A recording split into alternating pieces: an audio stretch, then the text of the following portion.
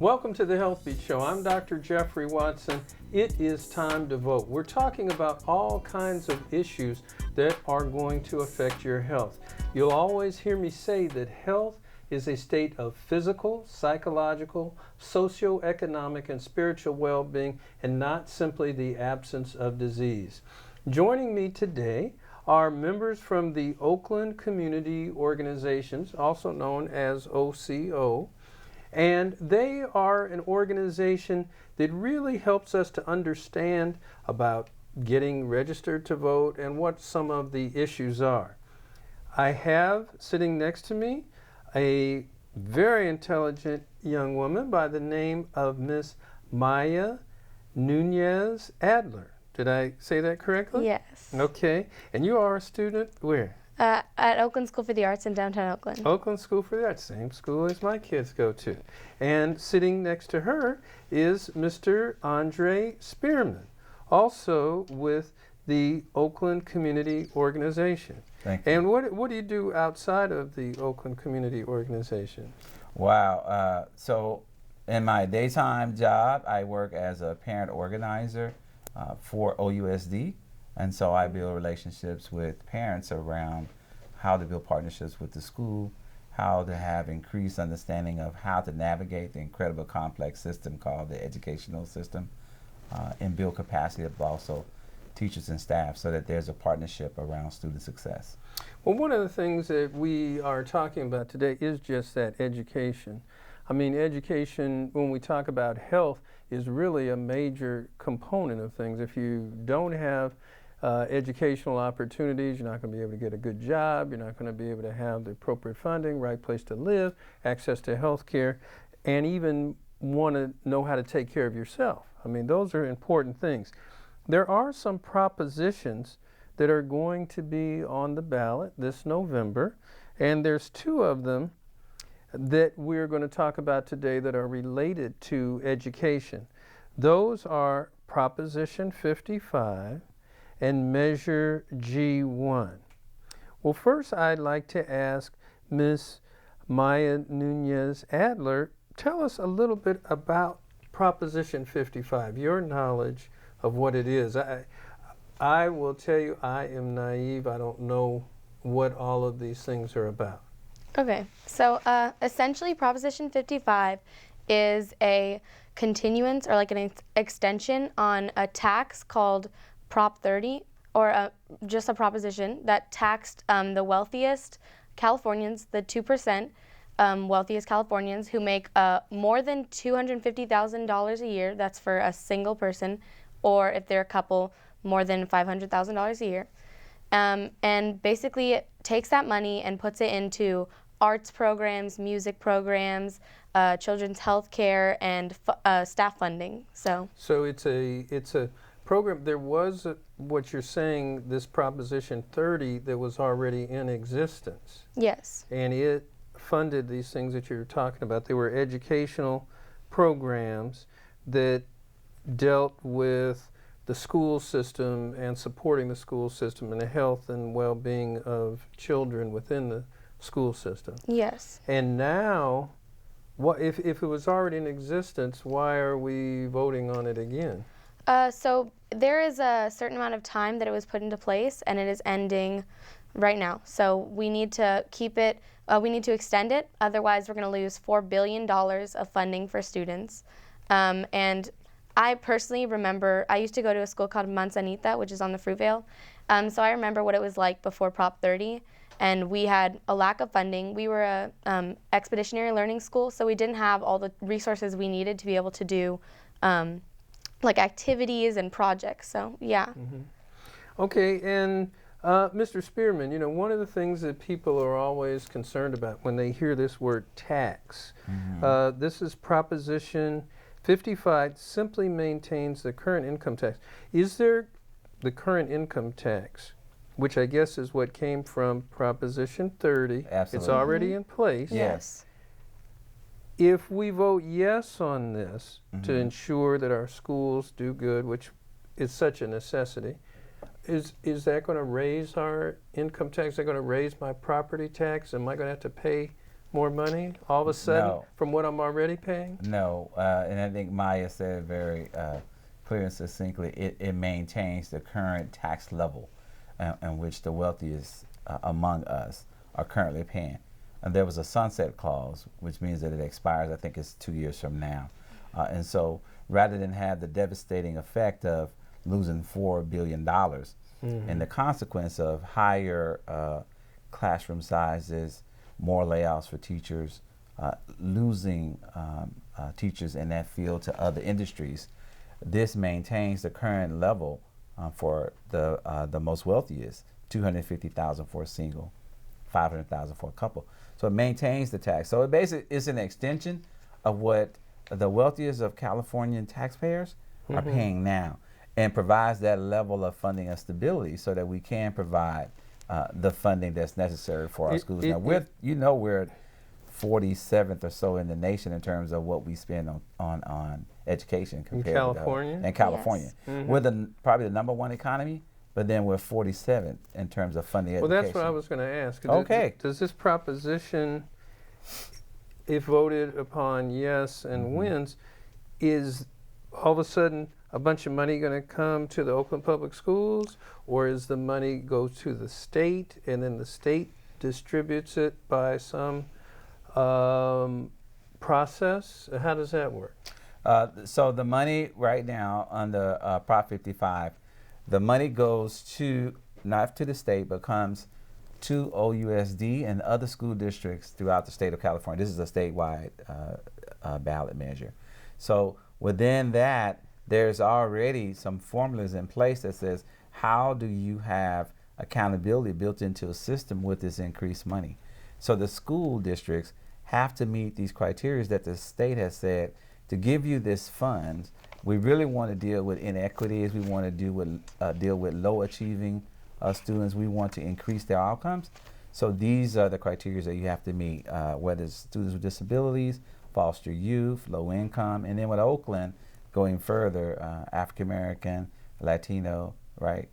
And so there's targeted benchmarks, and they have to meet that. And there's a parent-student advisory in Oakland that looks at that and have every year an annual plan that says, here's how the money came in, here's what we spent it in, here are the correlating actions that we've taken to achieve these goals. So it's built in every year. You know, one of the things I meant to ask from the outset is, there seems to be possibly a great distance from the vote and from the street. If this prevails, can you call up the school board or the school board member in your district and say, listen, I want to, my kid's school needs help, so on and the other. How do we, you deal with relations with parents, how do we ensure and affect the accountability of these funds? So again, there's the accountability of the funds is within an advisory board of OUSD as well as other school districts. Who's on the advisory board? So is it the school board? The parents. There's a parent-student advisory board. So parents and students are on the advisory board. Right now, there are 7 districts throughout Oakland. So there are 4 representatives in each one. So there are 28. There are potentially 28 people on the committee. And it also includes students and also another committee underneath that one is called the English Language Subcommittee.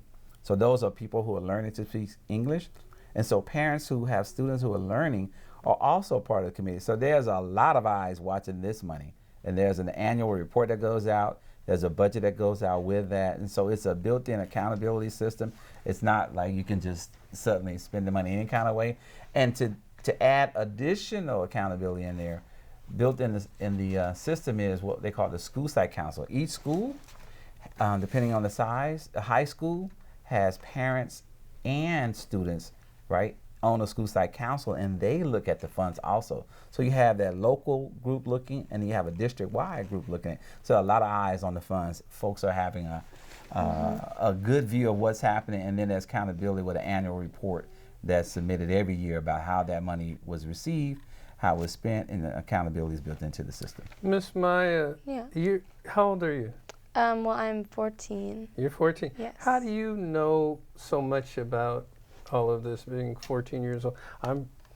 I don't think that my kids would be able to explain Proposition 30, transitioning to Proposition 55. How do you know so much about this? One, my mom is an organizer. So my whole life, she's like involved me and stuff. And also because I worked on the Proposition 30 campaign with a lot of my friends. We all like took time, did phone banking, did canvassing, and really just like learned as much as we could about this specific proposition, because this affects us, you know? We are the future generation. So this is about our schooling, this is about our education. So this affects us whether or not we like choose to focus on the local election, which is just as critical as the presidential one. Such a key thing that she has said, the local election is just as critical as the presidential. So many people are thinking about this massive, distant presidential election. They've forgotten about the local issues. Proposition 55, which affects our school. Proposition G1. Tell me just a little bit about that.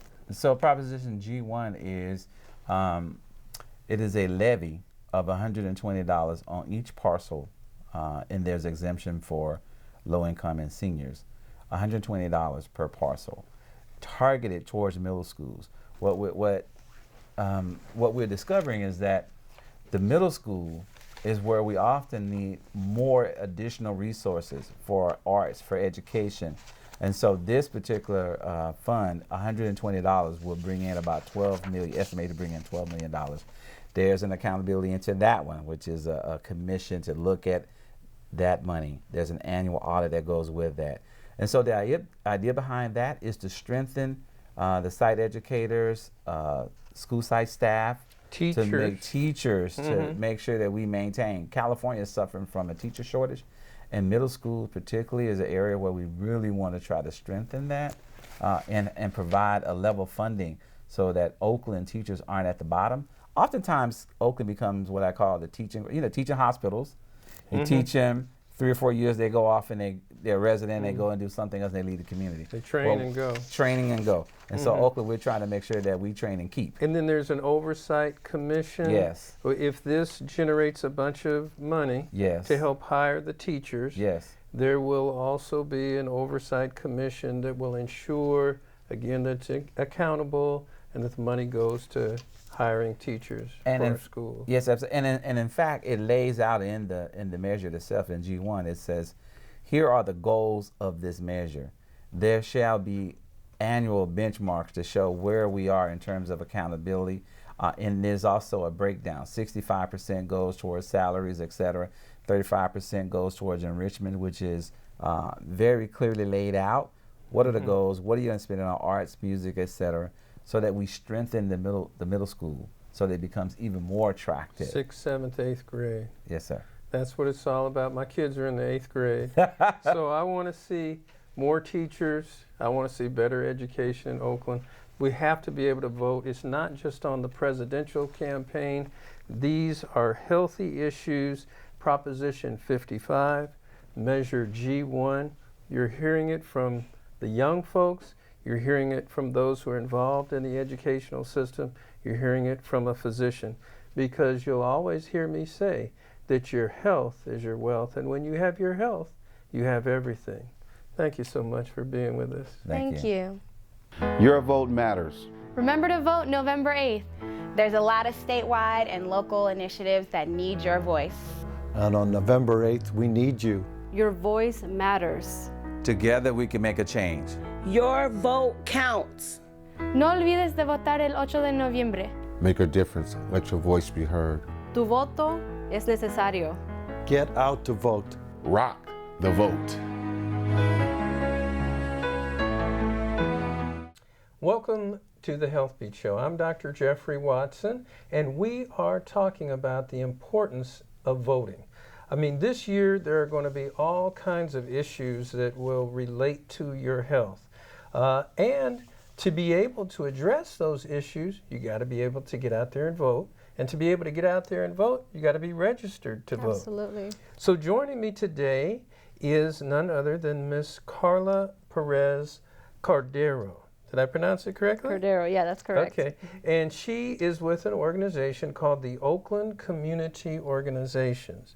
Now tell me a little bit about what is the Oakland Community Organizations? Sure.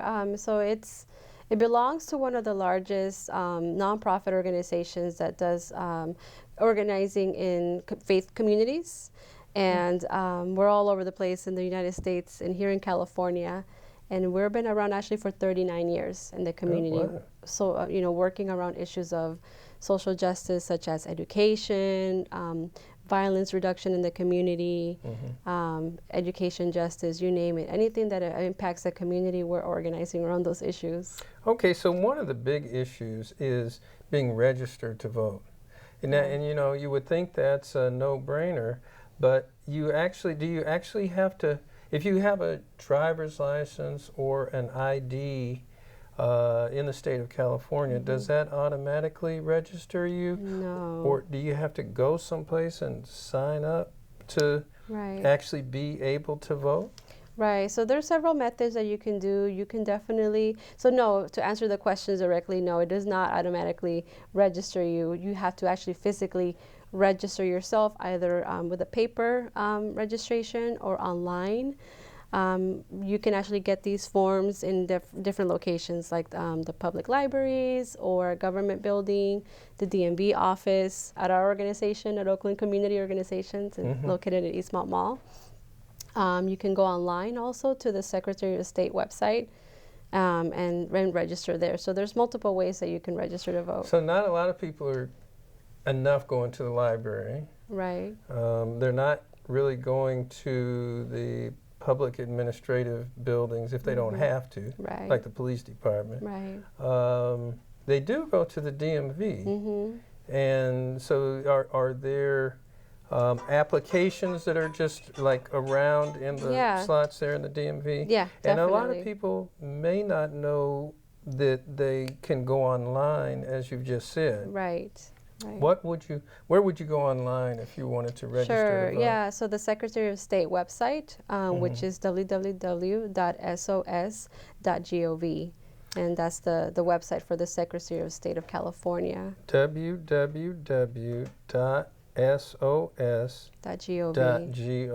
Yes. Okay, and that's where you would register. What are the qualifications to register, to be able to register to vote? Sure. Are there certain, do you have to be a certain age? Right. Do you have to have a job? Do you have to pay taxes? Do you have to, what are the qualifications? Absolutely. Yeah, so at a minimum you have to be a U.S. citizen, at least 18 years of age, or you're turning 18 by the next election. So in this case, November 8th. So you have to turn 18 by November 8th. The other thing is, if you're on parole, you're not eligible to, unfortunately for the moment, you're not eligible to register to vote. But if you're on probation, you can actually, and that's one of the things that we're educating our communities on. What if you already were registered to vote, and got convicted of a crime, and then you were on parole, then you lose the right to vote? Yes, that's correct. Yeah, and until you serve your sentence or your sentence is complete, then you may be able to qualify again. Yeah. I see. Yeah. Okay. And that's one of the main things. And you can't vote if you're in jail.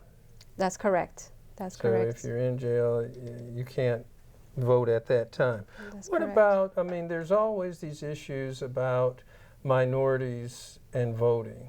Certainly, we fought for the right in civil rights to be able to vote. Yep. All through the South, Martin Luther King, the NAACP, all of the issues that allowed us to have the right to vote. Certainly today, when we look at the presidential campaign, some people, they're shocked about how things are going. Yeah. Others are wondering if their vote would even count. Right. But then just even past the presidential election, we have things like Measure HH, which is a tax on sugary drinks to help reduce diabetes, obesity, and those types of diseases. Proposition 66, which is a health tax on cigarettes. Correct. We have ability in our local area to vote on housing. Measure JJ, which is to protect the renter Correct. in the area, and Measure A1, which will hopefully provide funding to build more affordable housing in an area that's one of the most expensive areas to live in the United States. Right. So it's very important to get registered to vote. Absolutely. Does your Absolutely. organization do anything to take people to registration areas or even to the polls? Absolutely, yeah. So we actually, yeah, absolutely. It's incredibly important to register to vote and actually get to the polls. So that's like half of the work, right? Just registering. And so, how do you know where to vote? Yeah, exactly. So, going back to the website that I talked about, the Secretary of State website, you can actually find your polling location there as well. And you can find your local county-wide registrar of voters. And even if you don't know what county you live in, you can also find that out at that website too. And so if you like live in a certain neighborhood and you used to vote at the library in your neighborhood or at the school or something like that, Sure. and it's maybe this year they don't have the voting poll, can you stop anywhere and vote? Absolutely. You can? You Yeah. can go? They'll give you a provisional ballot, but you can absolutely, matter of fact, technically you can actually vote anywhere, stop by anywhere. And Anywhere they'll give there's you, a voting, there's a polling location. polling location. Yeah, And what do you absolutely. do? You show them your ID? Yeah. And then they can verify that. They and- verify it, and then they just give you a provisional ballot and vote, and then you'll be on your way. What about absentee voting? Yeah, so we're highly encouraging that actually because What is that? How does that yeah, work? so what that means is that folks have the opportunity to be able to receive their ballot measures and all their packets sent to their house, mailed to their house.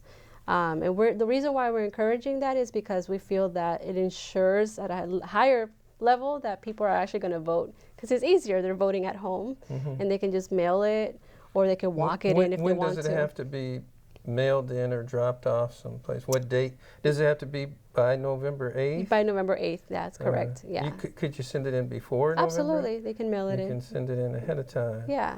Okay. Now, what about, we were talking about minorities, the fact that finally minorities, African Americans, Latinos, Asians, people from all over the world who are now here can vote. What are the percentages of the folks who really do take the opportunity from different racial groups? It varies by different ethnic groups. It definitely varies. So like I was saying, with the Latino community especially, so there's 43% in the state of California, but yet 18% are actually folks that are going out there and voting. So Why is that? Why is it so? a lot of different, reasons. Like, a lot of folks are undocumented. There's a lot of miseducation. they A lot think- of folks also feel a mistrust in the government as well. Not much of a. Do they think that it's a trick that you could go down to a voting place and if you are undocumented or have undocumented people in your household or something, they might use that as an opportunity to challenge you or something? Yeah, I mean, even just, today I was registering a student at Castlemont High School, and this young fellow was 18 years old. And, we were talking in Spanish and everything. I was explaining everything to him, but he was really leery about giving out his social security number, or even his ID. He was like, So, and that's the reason why we're doing this work, because we're going out into communities where they has historically been ignored. And we want to make sure that we're in relationship with these folks and talking to them and giving out the right information, but also motivating them again in the democratic process. What about African Americans? What's your statistics on African Americans who are registered and actually vote? Yeah, definitely. So it seems to be about the same percentage, similar percentage. It's actually 6% of African Americans that are kind of make up the population demographic in the state of California. And then only 6%. Yeah, and then it's about 2% of that are actually not voting in the Are state they of California. registered? Is the 6% registered? Of the 6%? Of the 6%, then it's less than that are actually going out there and voting. Okay. Yeah. You got to get registered and you got to vote. Incredibly important. It's very, very important. Doesn't cost you anything? Absolutely To not. register? It's free. It's free, and actually, we keep saying it's actually more costly if you're not registering to vote, if you're eligible. Yeah. There's some real big issues also that are coming up with the issues of people being fearful of the whole political system. We also have a measure LL, which establishes a strong community-based police oversight commission to oversee what is happening with our police. Proposition 57 supports increasing parole and good behavior opportunities for people who have had felonies. And then Proposition 62 will replace California's broken and costly death penalty system. So there's some real major issues that you've talked about in the legal and justice system that we'll have the opportunity to vote on. But if you're not registered, then you can't vote. Can you register the same day that at November 8th? Can you register the same day? Well, actually, the last day to register, at least in Alameda County, every county is different, but at least here in Alameda County is October 24th. So October that's the last 24th. day. Yes. So you got to go down and get registered either at the library. Tell me again some of the places if you aren't on the computer. Yeah, absolutely. So yeah, any public library, the DMV, that's a big one. That's a big one. Any government office, you know, different community organizations. Obviously, like I'm saying. Do you give out registration materials at churches? Absolutely, yeah. So we could go to our church. What Oakland Community Organization actually is doing is that we're actually hitting the streets in the community. We're out and about at different cultural events, at churches, at schools, festivals, at parks. I mean, we're going everywhere, you know, soup kitchens, food lines, you know, again, places where not a lot of organizations are doing. You don't have to have a lot of money to be able to vote. Nope. Anybody can do it. We've actually registered a lot of homeless folks as well. Yeah. Yeah. So very important because the issues that you would vote on will affect them. It will impact us all. Yeah. Okay. We are here talking about voting, and we've got none other than Miss Carla Perez Cordero from the Oakland Community Organization. I'm Dr. Jeffrey Watson.